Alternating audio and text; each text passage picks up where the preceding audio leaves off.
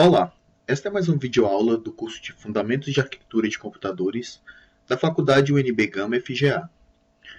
Hoje o tema que iremos tratar é sobre relógio de computador. Alguns esclarecimentos acerca deste vídeo. Ao final desse vídeo, é proposto que você saiba compreender o conceito de relógio de computadores.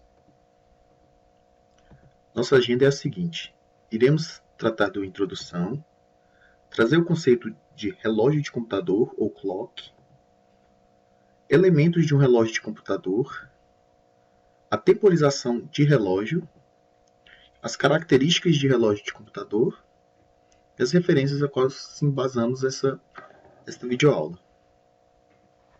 Vimos nas aulas anteriores diversos circuitos que compõem a arquitetura de um computador. Porém, como controlar de forma temporal as execuções dos circuitos? Em muitos circuitos digitais, a ordem que os eventos ocorrem é crítica. Às vezes o evento deve preceder um outro. Às vezes dois eventos devem ocorrer simultaneamente. Para isso, existe o relógio de computador. O relógio é um circuito que emite uma série de pulsos com uma largura de pulso precisas e intervalos precisos entre pulsos consecutivos. O relógio de computador também é chamado de clock. Qualquer relógio é um dispositivo gerador de pulsos cuja duração é chamada de ciclo. O relógio permite que duas ou mais ações ocorram no mesmo instante de tempo e no mesmo ponto de um pulso. Também permite controlar a velocidade em que as ações são realizadas e ocorrem em um componente do sistema. O intervalo de tempo entre as tarefas correspondentes de dois pulsos consecutivos é denominado tempo de ciclo de relógio. O ciclo de relógio faz parte dos elementos de um relógio de computador. O ciclo de relógio é o intervalo de tempo entre o início da subida ou da descida de um pulso até o início da subida ou da descida de outro pulso.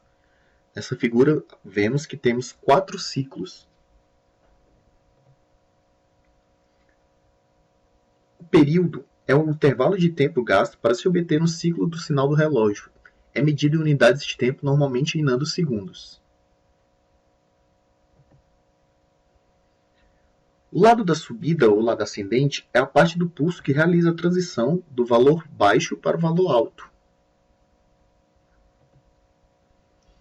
O tempo de subida é o período de tempo gasto pelo sinal para realizar toda a subida. É medido em unidades de tempo, normalmente em nanosegundos. O lado de descida é a parte do pulso que realiza a transição do valor alto para o valor baixo. E o tempo de descida é o período de tempo gasto pelo sinal para realizar toda a descida. Normalmente é medida em unidades de tempo, que normalmente são nanosegundos.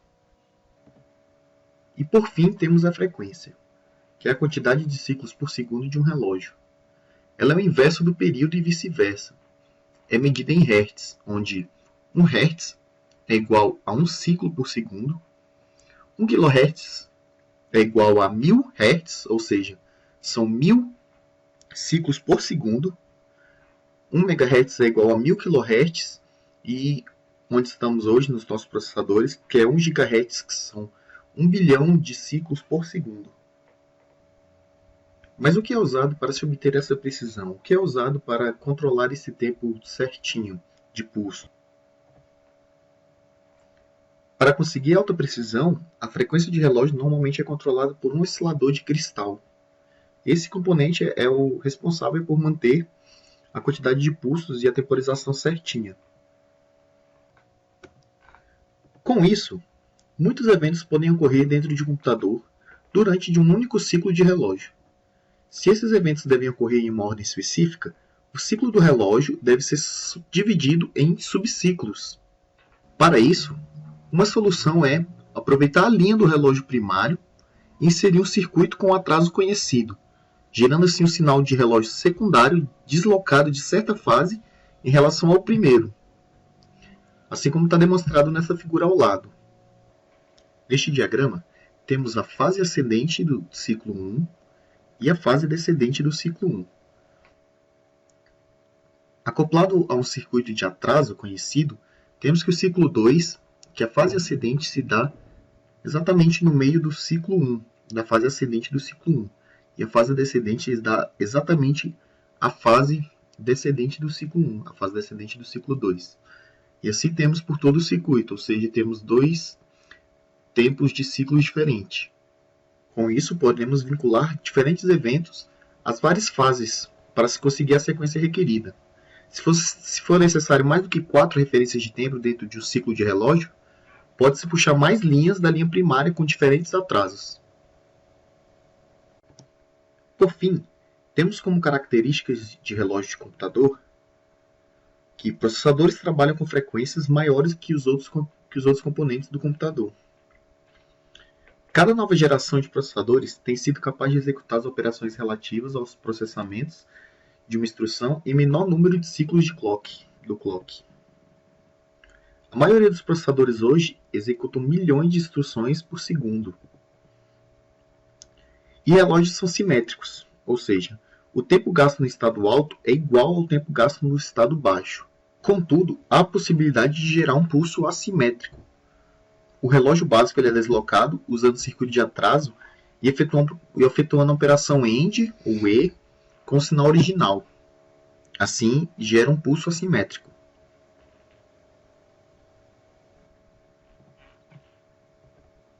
Utilizamos dessas referências para a produção dessa videoaula. E esta foi mais uma videoaula do curso de Fundamentos de Arquitetura de Computadores, realizado na Faculdade UNB Gama, FGA. Muito obrigado, até a próxima.